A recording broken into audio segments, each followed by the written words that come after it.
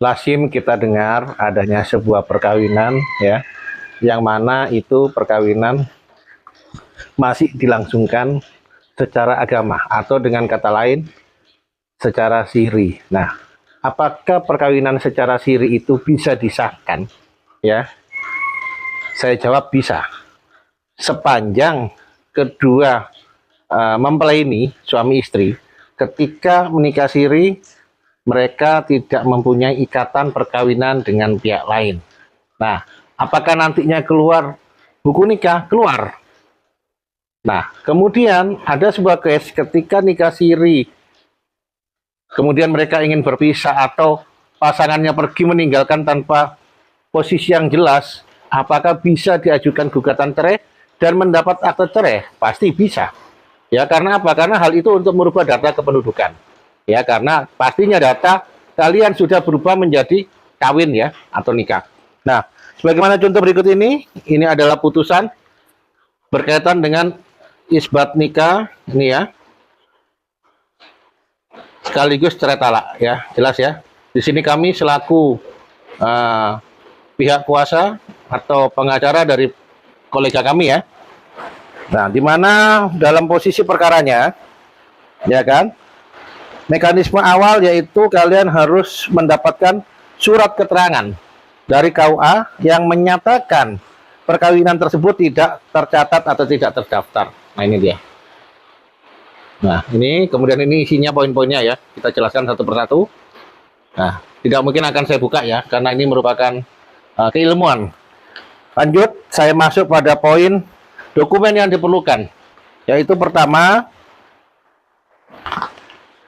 untuk proses pembuktian, data KTP kalian. Kemudian kartu keluarga, surat keterangan yang tidak tercatat, kemudian surat keterangan menikah yang tidak tercatat dari ya desa, kemudian dari KUA ya.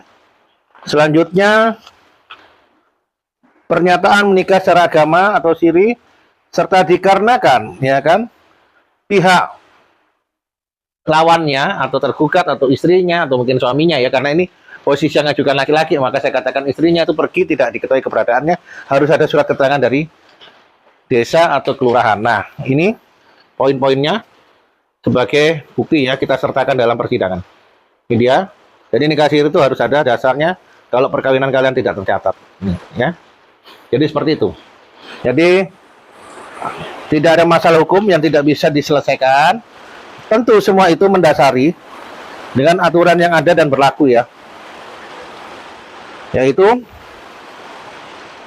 dalam Undang-Undang 1 tahun 74 kembali lagi mengenai perkawinan, kemudian pasal 70 kompilasi hukum Islam.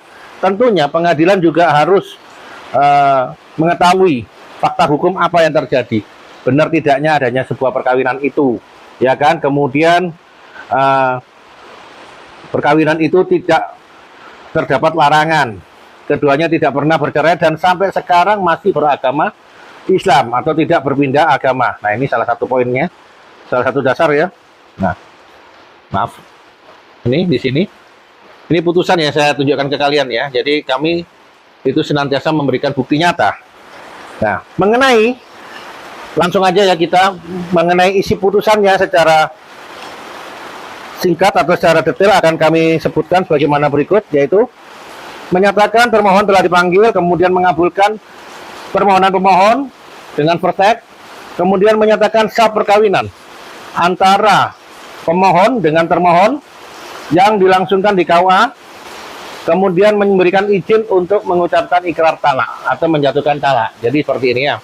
Jadi perkawinan itu pastinya sah, kemudian cerainya juga pasti keluar akte cerai. Nah, jadi seperti itu ya, seluruh kerabat maupun kolega saya. Jadi tidak ada masalah hukum yang tidak bisa diselesaikan sepanjang sesuai dengan aturan yang berlaku. Thank you.